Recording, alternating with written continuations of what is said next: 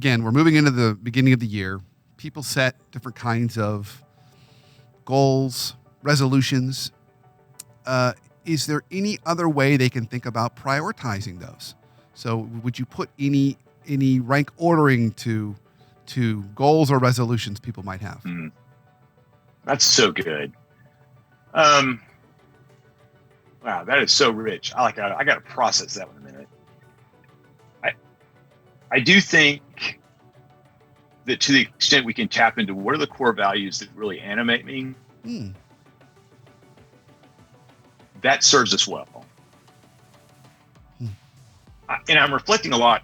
What I see, again, going back to this idea of wicked problems, a lot of times I think we are trained to look for a technical solution, a switch we can flip, an activity we can do thinking we're going to get X result. And when we have complex problems where there's multiple things feeding into it, I find that both for myself and the folks I work with, to the extent that we can tap into those core values that really animate us, it makes progress both more likely and more satisfactory. Because it takes energy to deal with this stuff, right? Yeah, it's a great point. Absolutely. And so, again, for me, thinking about maybe the running illustration, physical health is important to me because of my journey. That's a core value for me, that I'm healthy enough to do the things I want to do in the world. And when I tap into that, suddenly it gives me a whole lot of opportunities and options rather than just trying to run a 5K. Yep. And so as far as sustainable change goes, I'm able to have the sustainable change of living a healthier lifestyle than what I was before, but it looks different than the goal I may have originally set. So something else that I would imagine is probably true in your journey, you feel free to share if you're comfortable, is that once you set out for that small experiment of let's just do 10 push-ups, well, there came a point where you mastered that. And I would imagine then you said, well, let's add another small experiment on top of that and another one on top of that, right? So was that something that happened for you? Is that something we should expect to happen for us if we put a small experiment, maybe we layer on top of it as we get more comfortable? Oh, yeah. And that's where, again, that's what makes these things so powerful, is that we can layer up. And because the focus is on learning, at some point we decide, this is where I'm comfortable stopping. This is what good enough is for me. This gives me the result I want. Previously with the push-ups thing, I got to the point that I was trying to do 100 a day. And dude, that was nuts. Like, it was blowing me out. So I eventually decided actually to go with a push-up bar. So I still got this more involved workout, started doing some dips, adding some other things to that routine.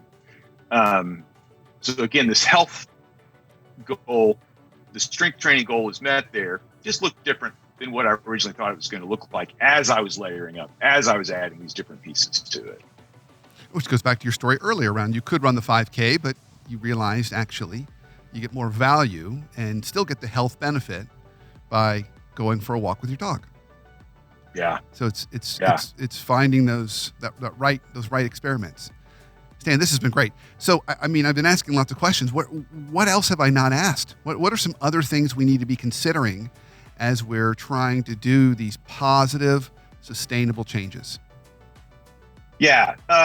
So beware. I call a guy Jimmy Big League. Do you remember Big League Chew from back in the day? Oh yeah. Had the big guy swinging the bat. Yep. Great flavor was my favorite. So Jimmy Big League, so I call that guy. And he just always swings for the fences.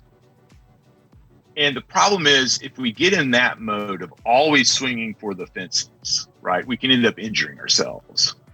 The other metaphor I would make folks aware of is sometimes I compare myself to a pole vaulter who, it's like I get up, I'm in the air, I'm holding onto the pole, I'm in the air, I see the bar, I'm like, I'm going to get over it. I'm like, well, if I'm going to get over it, maybe I haven't set the goal high enough. So I'm going to reach out and grab the bar with one hand while I'm holding the pole with the other and raise it while I'm in midair. It's a great image. So that's only going to end poorly. I love that image. Yeah. Oh, yeah. How do you think that's going to end for you and possibly the crowd? And I see that in myself. I see that in a lot of the leaders I work with, because we are driven. We do want results. Just watch out for that tendency. And again, that's one of the reasons I'm such a big believer in small experiments. Focus goals, you achieve the goal, and then you can add the next layer to it based on what you learn.